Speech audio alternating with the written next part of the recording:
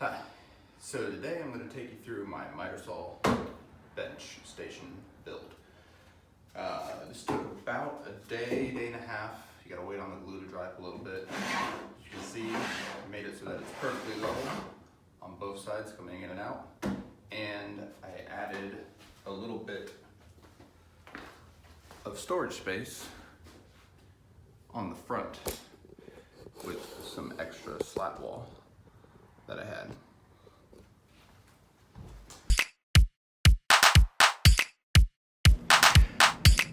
So first things first, here is the diagram I found on the internet for the plans for the station. You can see that the creator was kind enough to color code everything for us. So you can see on the back side of that, those are both yellow, and the one in the front there is also yellow.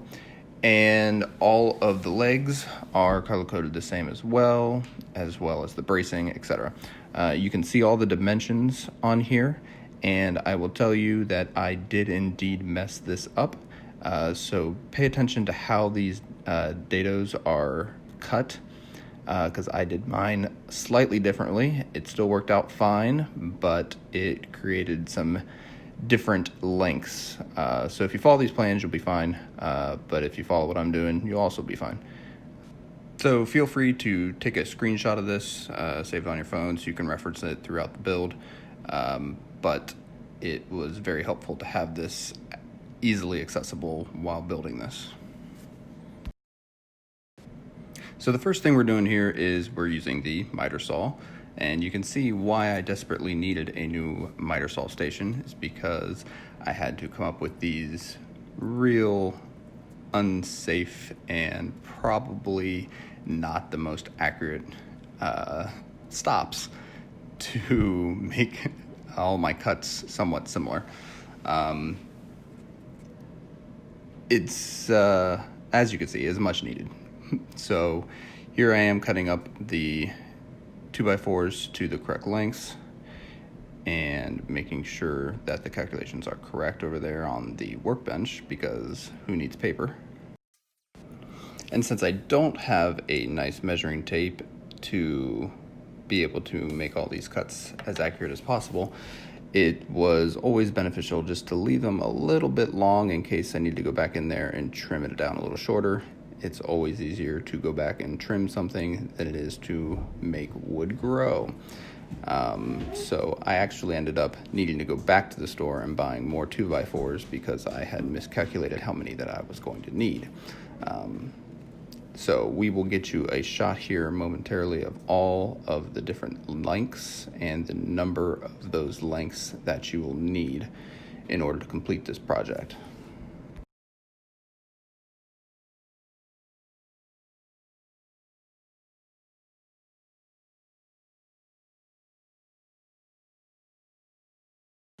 So feel free to pause it here so you can see how many of each you'll need.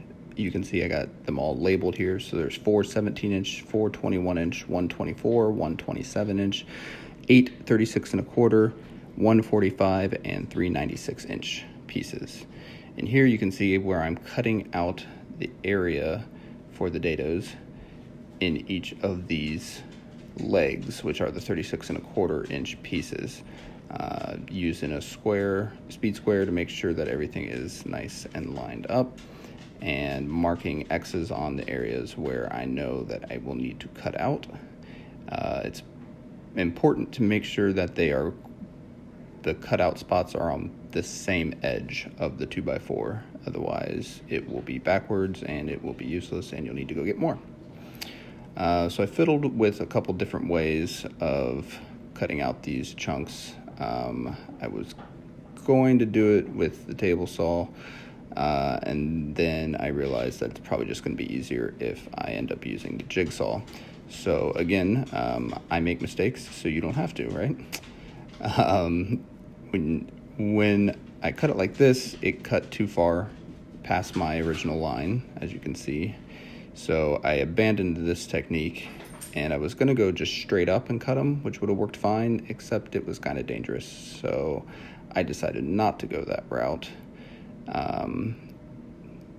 I was also going to just cut them out like this and use a chisel to chisel it all out, but I was impatient and wanted to get this project done today, so I eventually abandoned this technique and just got out my jigsaw.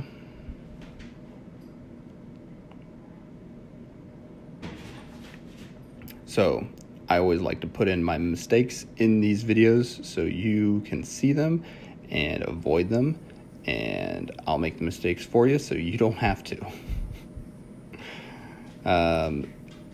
Again, here the belt sander was just trying to make everything a little bit level so that it would all fit together nice and neat. And there I went in and I chiseled out some of that excess. And I cut out most of this because it's time consuming. But this is where I start to get fed up with that process and decided that it was going to be a lot easier to just cut these out with my jigsaw. So this is where we start cutting with the jigsaw. It was a much easier process. You can even, instead of going straight in like that, you can do a sloped cut, and that way you can just slope both sides out.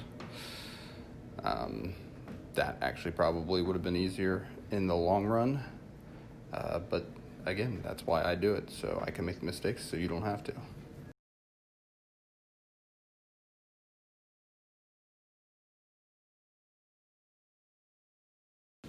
If you opt not to do the slopes, you can see I just took a Forstner bit here, drilled a hole in, dropped my jigsaw blade in there, and popped them right out.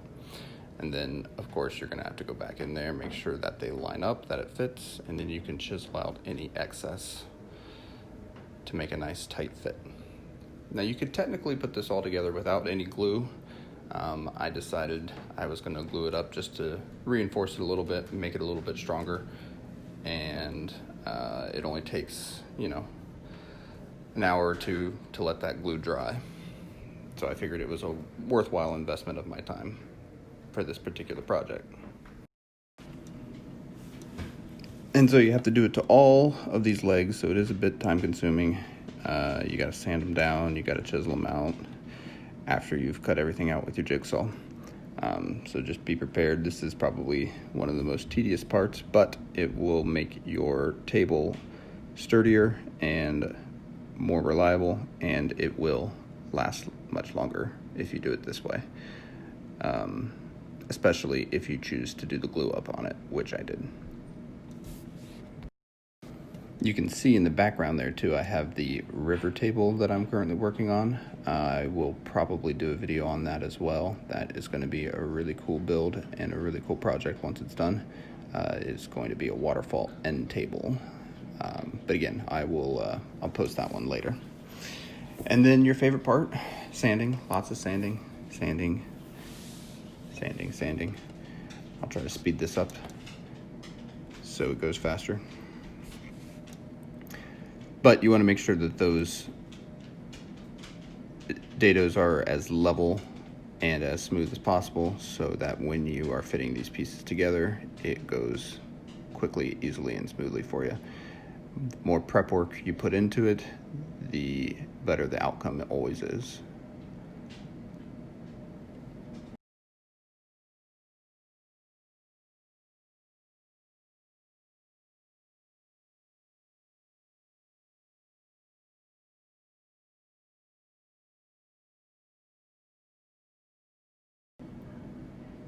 Okay, so now that all of our pieces are cut and sanded and all the dados are put in, it is now assembly time. I'm just using simple wood screws here to put everything together. I'm using 2 on each side, and I'm starting with the smaller side here. So that is the the right side of the table that I'm starting with. And this is actually where I've messed up when assembling here. You can see I'm sitting there thinking about it. I thought about it incorrectly. So when I put that together, I put it on the inside instead of the outside, creating different lengths needed. So I had to go back in and cut some other things up. And yes, more sanding. More sanding. So now I'm doing the front piece right now. So I have the front all set up, and I'm adding the right side now. I'm sorry, the left side. I guess it depends on what way you're looking at it, but it's the left side. It's the longer side, and I'm making sure that the space in between the two sides there is the exact width of the piece that I had cut. And then I put my glue in, and I put all my countersink drill bits in, and then I actually busted my Phillips head on the screw, which I have never seen happen before, but I guess I ran that one into the ground. And like I said, I'm doing glue and then 2 screws per piece. Get your speed square out, make sure everything is square and level. You'll thank yourself later. So again, you want to use your speed square when you're lining everything up. Make sure everything is level. I added a little bit of salt there. The salt helps the wood grip to each other. So when I added the glue, I put a little bit of sea salt on top of that, and that connection makes it more stable as far as moving when you're trying to screw it together. So it's a little helpful trick that keeps your wood from sliding around when you're trying to glue the surfaces, 2 flat surfaces together. Again, countersink and screws on the left-hand side there. And now I'm putting on the right-hand side. So you can see here that glue, speed square, salt. Make sure everything is level. Countersink it and drop your screws in. And make sure that everything looks good on that. And to go ahead and attach it.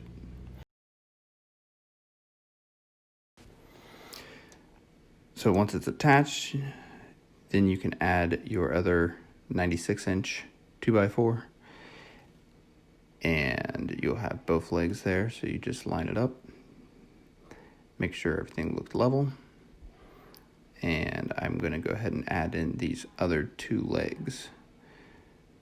Little glue, little salt, speed square, tap them together, screw it down.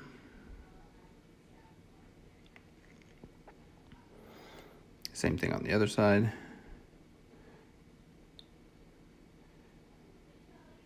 And started the screws a little bit so that'll be easier to do standing up.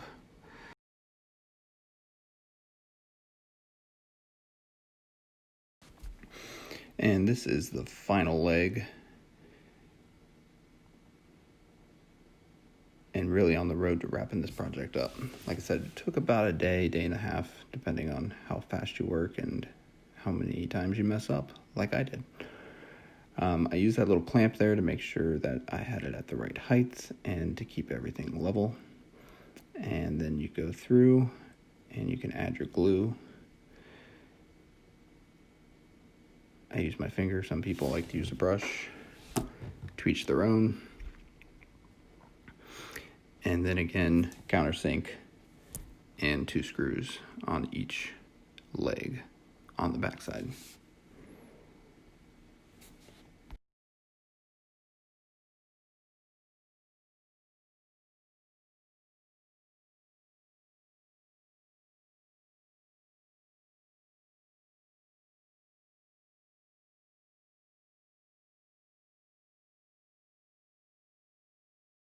Now to do the final bracing, I lift my table up onto my table and make sure everything is set and that all the dados line up together.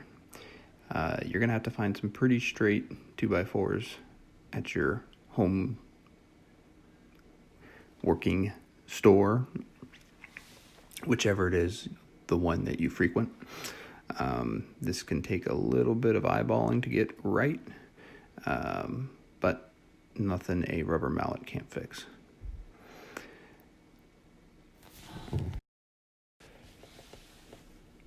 Now again, get your speed square out, make sure everything is at a perfect 90-degree angle. I I cut an extra support piece there to put in between so that it will help keep it standing up. I'll use it here momentarily. There it is. And that allows me to pound that 2x4 into place without having to worry about the front or the top caving in on me.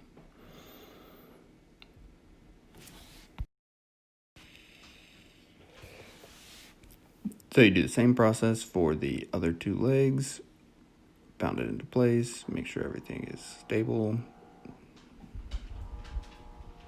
and make sure you countersink and put your screws in. And this turned out to be a super stable workbench.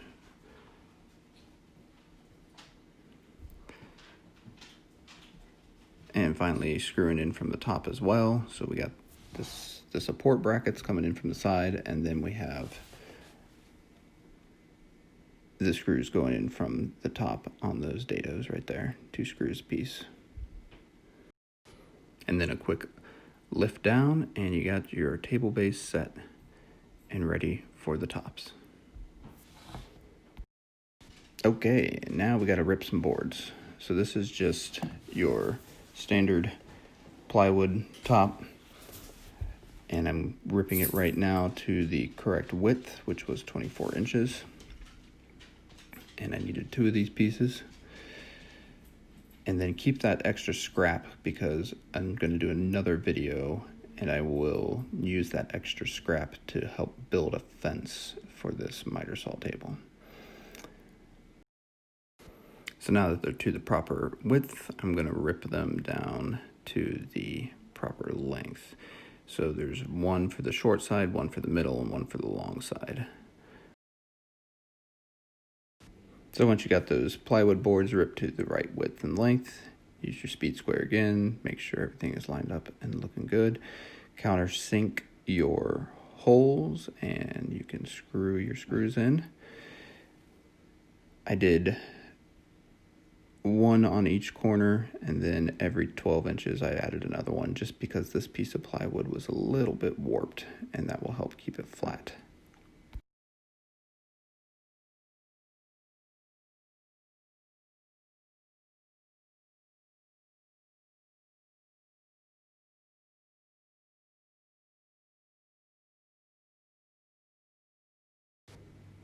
And at this point now, I'm going to check and make sure that everything is looking level on both sides.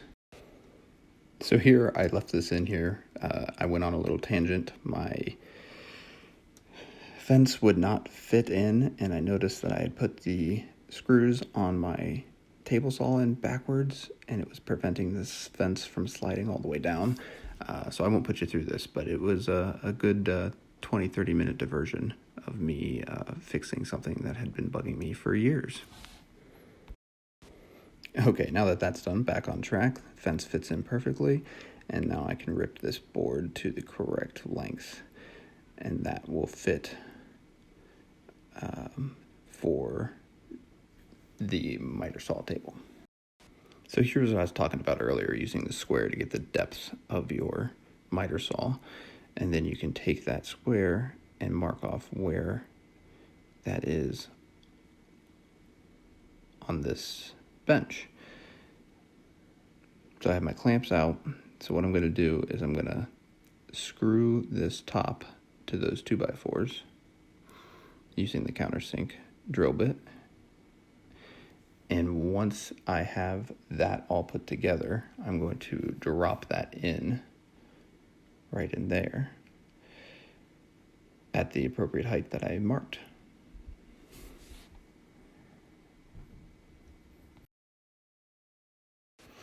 Now this is one of the other places that I messed up. My reconfiguring of the cuts was a little off. As you can see, it's a tight fit. That was why I had mentioned that I was checking the width at the beginning there of this particular spot. It's all good. It didn't need to be recut. It just needed to be hammered in there a little bit. And once you get it so that it will stay, you can put these clamps in, make sure everything is perfectly level, and then go ahead and screw it into place. And there I'm showing where the markings were for the miter saw depth.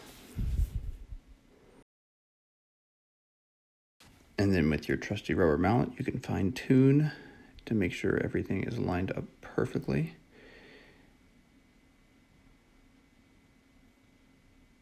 And you can adjust those clamps to make it stay exactly where you want it.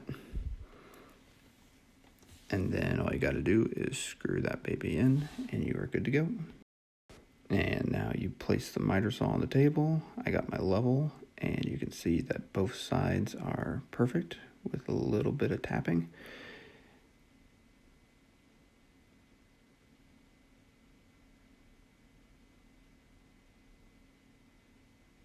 And just adjust those clamps as necessary. Once you get it where it's perfect and good to go, all you got to do is screw that baby in, and you're all set. And here you can see your final product.